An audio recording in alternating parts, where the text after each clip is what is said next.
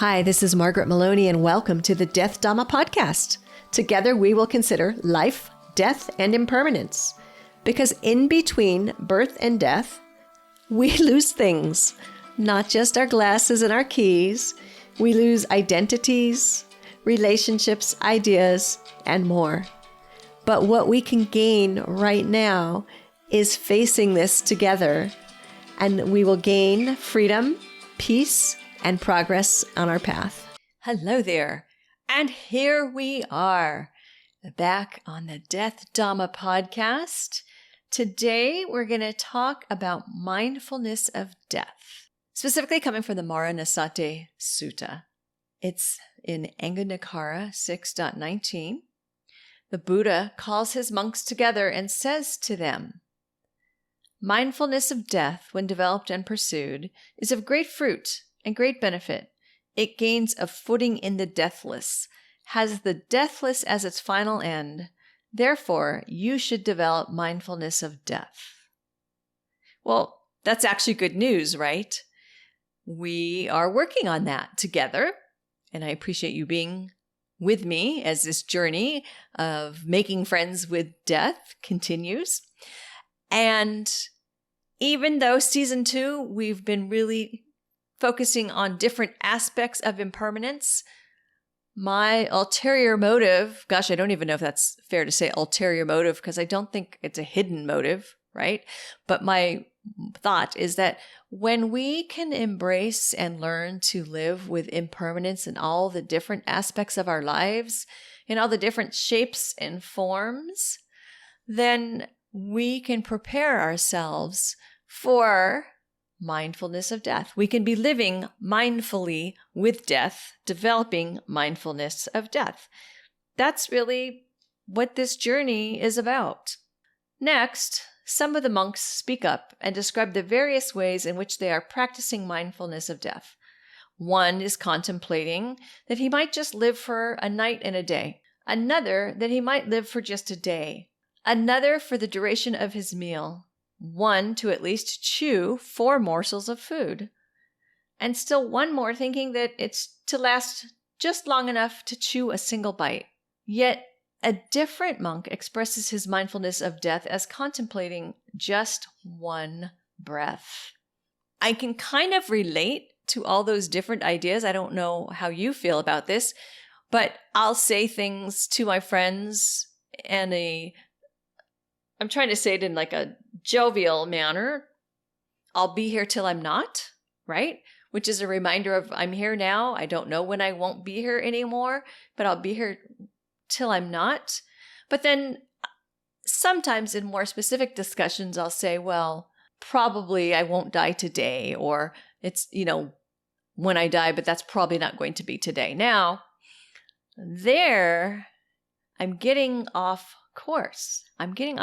Because I don't know whether it's today or not. Just because that moment I think it's not today, that just means I have, expectations. And we know that expectations can lead to clinging and resistance to impermanence. So the Buddha, after listening to the replies from his monks, instructs all of them. Whoever develops mindfulness of death thinking, "Oh, that I might live for a day and night." For a day, for the interval that it takes to eat a meal, for the interval that it takes to swallow having chewed up 4 morsels of food, that I might attend to the Blessed One's instructions, I would have accomplished a great deal. They are said to dwell heedlessly. They develop mindfulness of death, slowly, for the sake of ending the effluence. So, I'm not there yet if I'm saying I'm probably not going to die today. And I'm not there yet, and this is the slower group. Notice he said heedlessly. Oops, I have work to do. But whoever develops mindfulness of death, thinking, "Oh, that I might live for the interval that it takes to swallow having chewed up 1 morsel of food, for the interval that it takes to breathe out after breathing in, or to breathe in after breathing out, that I might attend to the Blessed One's instructions, I would have accomplished a great deal." They are said to dwell heedfully, they develop mindfulness of death acutely for the sake of ending the affluence. So this entire discussion takes place between the Buddha and his monks, despite my interjections, right? My post a couple of thousands of years commentary. Many important teachings from the Pali Canon take place between the Buddha and his monks. And so anyway, this section of the sutta is showing me that as much as I am, sharing about the Death Dhamma and awareness of death and making friends with the Grim Reaper and all the different ways that I say it, in my practice, I could make many improvements, of course, and one of them being maybe not even to say it's probably not going to be today. I'm also not saying that I should walk around assuming I'm going to die today. However, there is that practice of when you think I could die today, it helps make a shift. And that is a beneficial shift. And as I'm saying this to you, I'm reminded of the value of that practice of thinking this could be my last day. And then really narrowing it down, right? This could be my last minute. This could be my last bite of food. And if I were really doing that, because I can't promise you I'm always doing that, I know that I'm not always doing that, but look at the focus. Talk about really setting your priorities. Now, about this sutta. So this entire discussion takes place between the Buddha and his monks. Many important teachings from the Pali Canon take place between the Buddha and his monks. And this has led more than one person to ask, are these teachings relevant to lay people? There are definitely times when the Buddha was teaching specifically to his monastics, right? The Vinaya is a good example. He's telling them these are the rules for you to follow as monks. And there are teachings that he gave to lay people. And there are teachings that he gave to lay people. The Siglavada Sutta is one of the most common examples of a discourse that is specifically meant to help lay people. When the Buddha taught and only his monks were present, does that mean that we, when I'm saying we, I'm meaning those of us who are not monastics, not a monk, not a nun, does it mean we should not be concerned with the teachings? Let's think about that. If these teachings were only for the monastic community, why then did his monastics travel and share the teachings that they had committed to memory? Were they thinking that they were going to convert every person they came in contact with and everyone was going to put down the ways of the world and become a monk or a nun? I don't know, but I think that maybe they didn't have that, despite the fact that there are teachings that, show that being a monk or a nun does make it more likely for someone to be able to follow the path. But we all start somewhere. All of the collaboration and agreement that came from the early councils, if these lessons were not meant to be shared, it seems that there would have been stricter controls around keeping the teachings secret, right? We're definitely segregating monastic teachings from teachings for the laity. The Buddha taught suffering and the liberation from suffering. We are all going to die. We will all benefit from having a peaceful death. We are all going to die. We will all benefit from having a peaceful death. And to be born into the human realm is a rare gift, not to be squandered.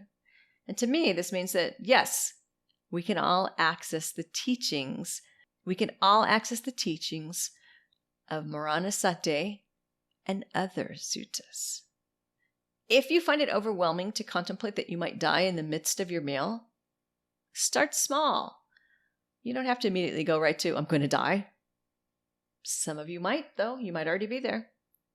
Many of us can benefit from truly reflecting upon the truth that there is suffering and the source of that suffering. Start by considering the Four Noble Truths. We suffer, and the source of that suffering is known, wanting things, people, and outcomes, or aversion to certain things or people or outcomes. Now consider impermanence. Things are always changing. And the more we hang on to perceptions of how things must be, the more difficult our lives become. You can start by looking at your plans for the day.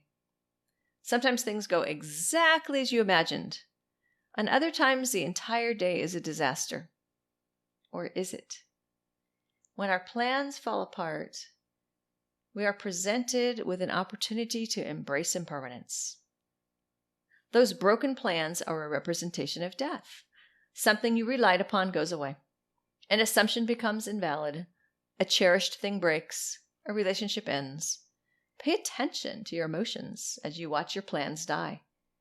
Pay attention to your emotions as you begin to watch your plans die with acceptance. As you begin to become comfortable with how uncertainty is always part of your daily life, you can begin to project beyond your daily plans.